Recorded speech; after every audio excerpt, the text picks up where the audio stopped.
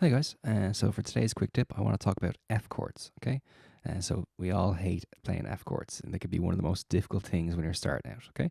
And I think there's a bit of confusion as well, but there's a lot of different ways of playing an F chord, or at least it's taught a lot of different ways. There's only really a couple of different ways.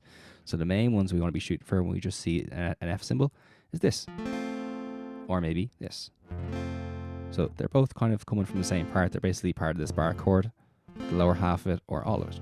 Okay, sometimes we'll see this one, which is called an F major 7, so we leave the bottom string open.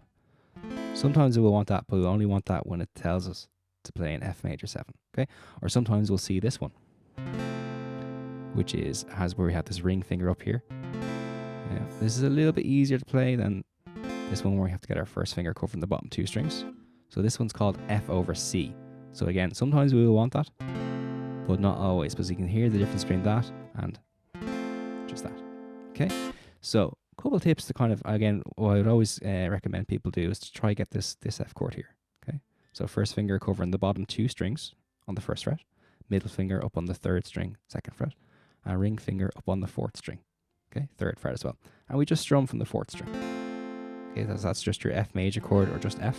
Okay, and that's a great one to do maybe for the first maybe 9 months or a year that you're playing. Okay, getting into that, and then maybe when you're a bit more comfortable, going for this F bar chord. Okay, so a couple little things. So you might be, I've tried this chord before, or you're just getting some of this sound, which is very common. Most of my week is spent kind of showing people how to kind of adjust that F chord. Okay, so a couple of things: making sure that first finger, you don't want it too slanted like this. You want it kind of parallel to the fret wire, so you can kind of see it running just parallel to that. You don't want it too close to here. You don't want it on the metal. You want it just back here. Okay, and the way you can kind of check you're getting good notes, just go for these 2 on their own, and then add your middle finger to it, and then check that you're getting notes from those 3 strings. 1, 2, 3, and then your ring finger goes up here, and just check that you can kind of get all those. Okay, another couple of culprits that will you'll see is these 2 fingers will want to kind of hang down a little bit,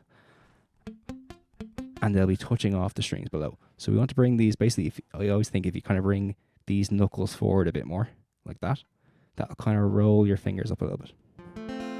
That'll help.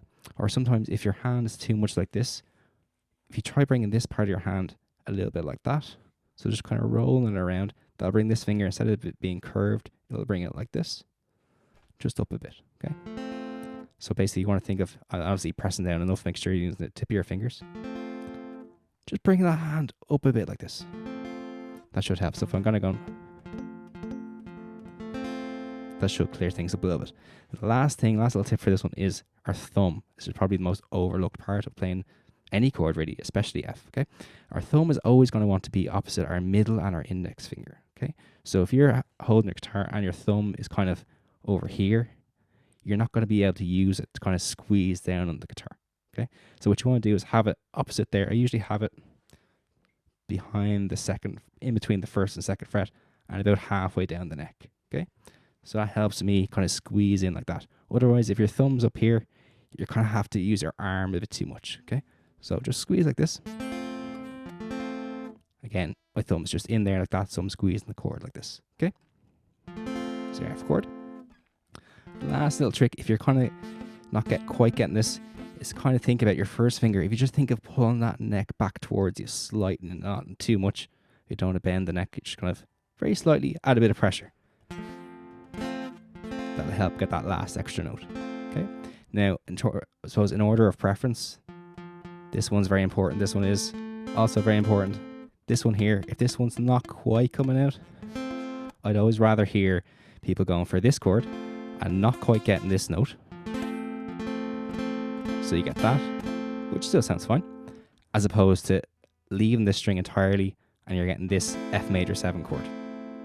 Okay, which doesn't suit every song. Okay, so definitely I would recommend shooting for this full F chord, and then just persist with it. Basically, just checking it, just wiggling it around till you have all those notes, and it's nice and consistent. Okay, once you have that, then obviously you want to start moving from one chord to the next, and making sure you can kind of smoothly get from one to the other. Okay, nice one. Okay, so I hope that helps. If you enjoy these videos, please do like and subscribe. It really does help.